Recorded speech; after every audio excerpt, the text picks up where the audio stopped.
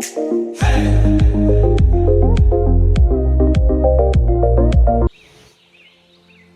Gurudev. June 21st, 2020, World International Yoga Day. All are welcome to participate. Yoga and the yogic science is for the people of the world, given to us by the ancient masters, particularly Yoga Vasishtha and Patanjali Maharishi, who is none other than the avatar of Adisesha Bhagavan. When we say yoga, all of you know, we refer to the union or the coming together of different elements.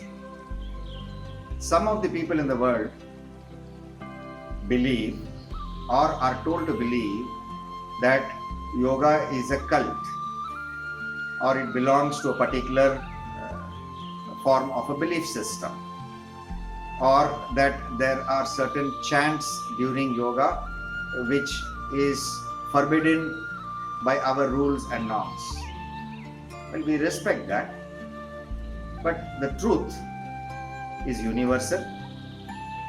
Yoga is the word, it's a terminology. We say yoga, it is a sound, the syllables. It is a language. Yogam, yoga, yoha.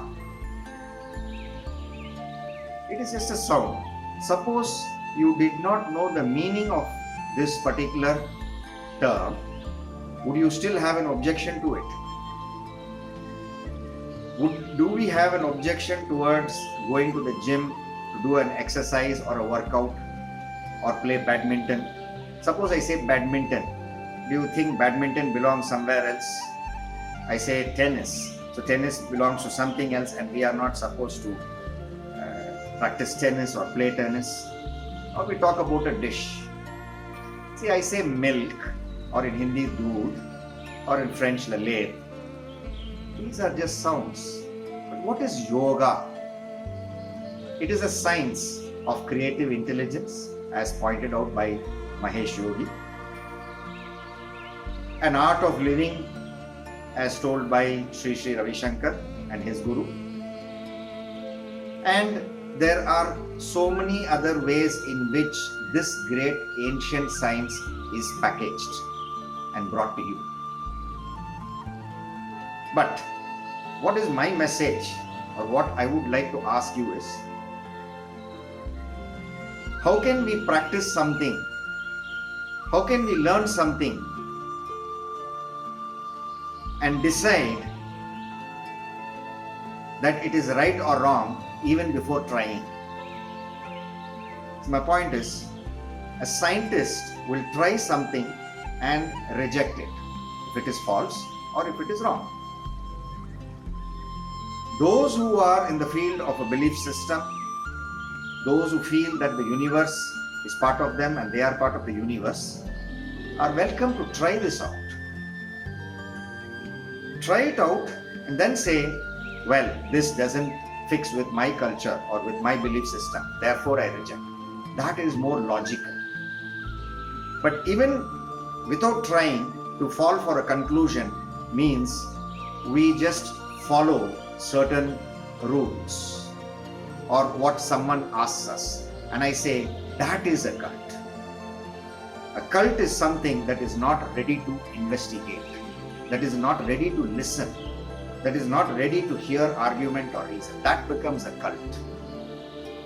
And it is finite. What is the key message for yoga?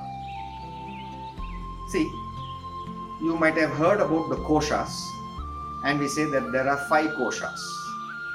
Kosha is a term which signifies a skin, a layer, or a plane. A human's dimensions can be called as a kosha.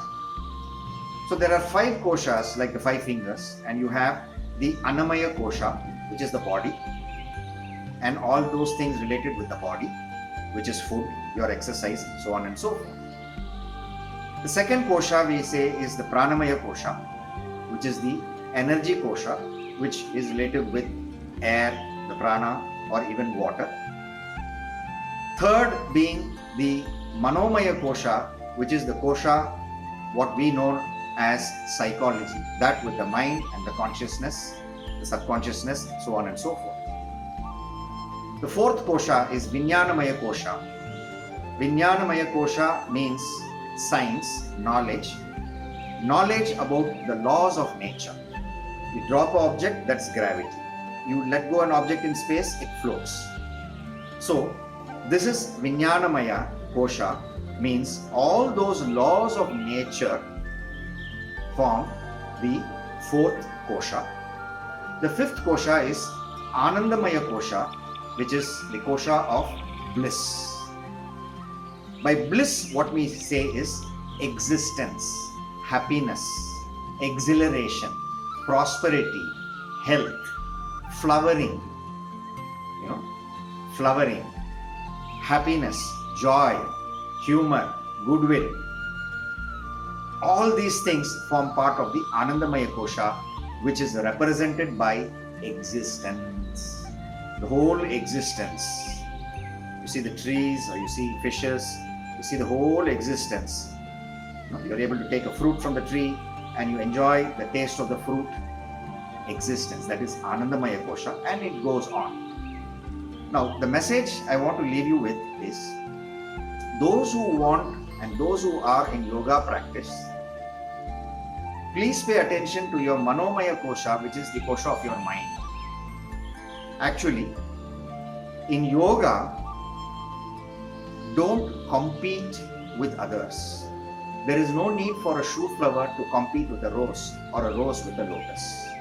Each is magnificent in its own way.